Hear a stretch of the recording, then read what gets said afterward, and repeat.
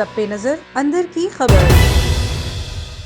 چین نے زہریلے کھانے اور زہریلی گیس شناخت کرنے والا قلم تیار کر لیا۔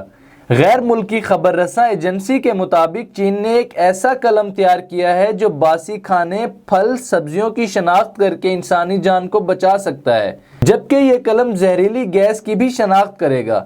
مذکورہ قلم کی نب زہریلے کھانے اور گیس کی موجودگی پر اپنا رنگ بدل لیتی ہے، جس کی موجودگی کی پیشگی اطلاع پر کسی بڑے حادثے سے بچا جا سکتا ہے۔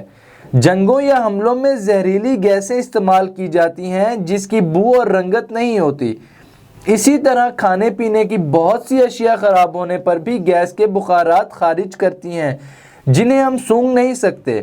اس قلم کو چین میں شینزن انسٹی ٹیوٹ آف ایڈوانس اسٹڈیز نے کئی اداروں کے تعاون سے تیار کیا ہے۔ اس کا اولین نمونہ دیکھنے میں سرنج کی طرح لگتا ہے اور بہت کم خرچ اور مؤثر بھی ہے۔ A1 TV، سب پہ نظر اندر کی خبر۔